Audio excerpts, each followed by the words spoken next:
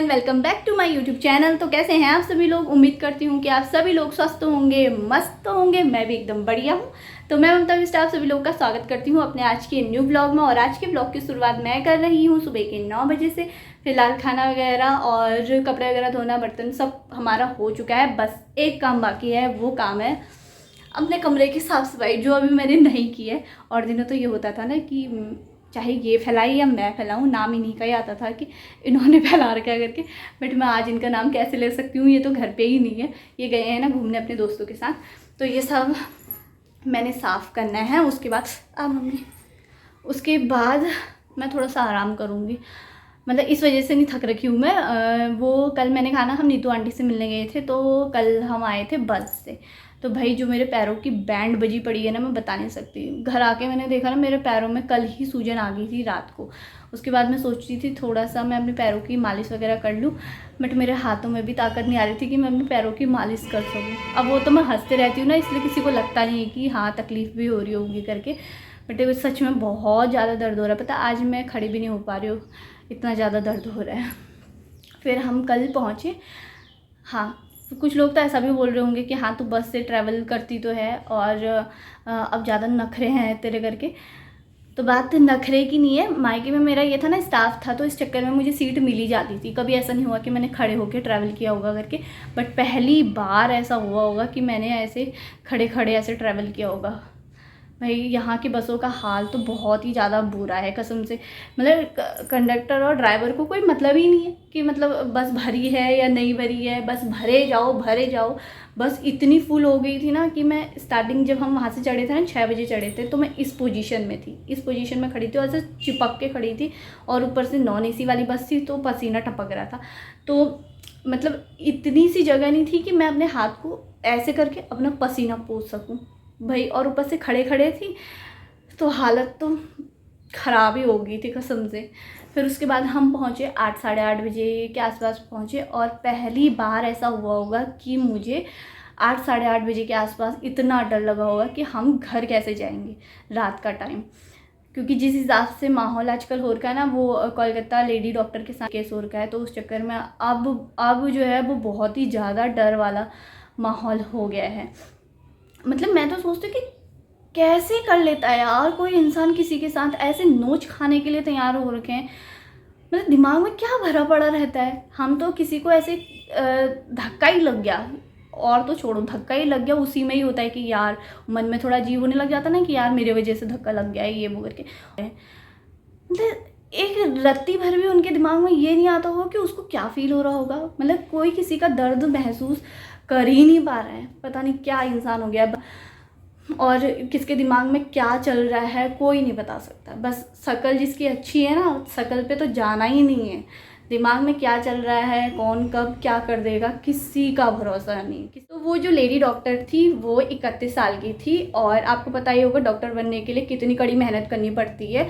NEET का exam clear करना पड़ता है, और नीट का एग्ज़ाम बहुत ही टफ एग्ज़ाम होता है।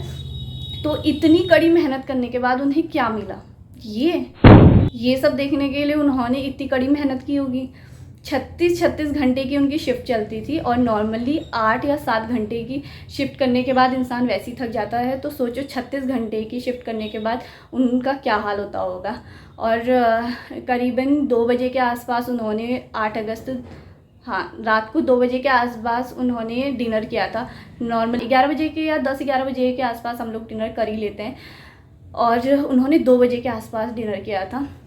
तो चलो ये भी कोई बात नहीं। बट सुबह साढ़े 7 बजे के आसपास उनकी बॉडी मिलती है, वो भी ऐसी स्टेज में कि ऐसे देखेंगे तो शायद डर ही जाएंगे। आपने न्यूज़ तो देखी ही होगी।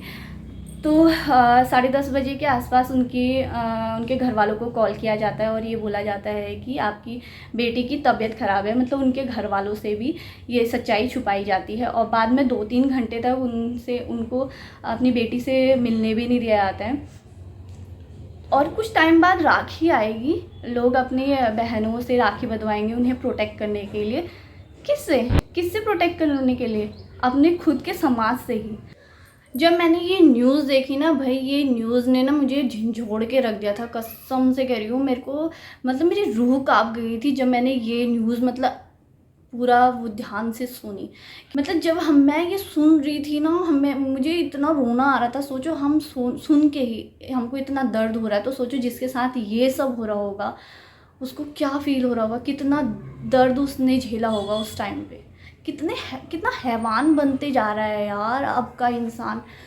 ये वाले केस को अभी 2 दिन ने हो रखे थे कि सेम ऐसा ही केस उत्तराखंड में, वहाँ पे भी एक नर्स के साथ हुआ था ये सब सेम ऐसा ही। भाई जहाँ उत्तराखंड को लोग देवभूमि के नाम से जानते हैं और वहाँ के लोगों को लोग उनकी मासूमियत, भोलेपन, सीधेपन की वजह से जानते हैं, और वहाँ भी ये सब हो रहा है। मतलब कुछ मैं कहीं भी लड़कियाँ सेफ़ नहीं है भाई। कुछ मैं क्या बोलूँ अब, मैं समझ में ही नहीं आ रहा कि क्या बोलूँ अब इस पे। परसों ही हमने इंडिपेंडेंस डे बना रखा है, आज़ादी का दिवस। तो क्या आपको लगता है कि हम सच में आज़ाद हो चुके हैं? जिस समाज में लड़की बाहर जाने से, अकेले जाने से डर रही है, क्या आपको लगता है कि हम आज़ाद हो गए हैं? ये क्वेश्चन अपने आप से एक बार खुद पूछना है। मेरा तो मानना है कि हम अभी आज़ाद नहीं हुए हैं, खासकर अपनी सोच से।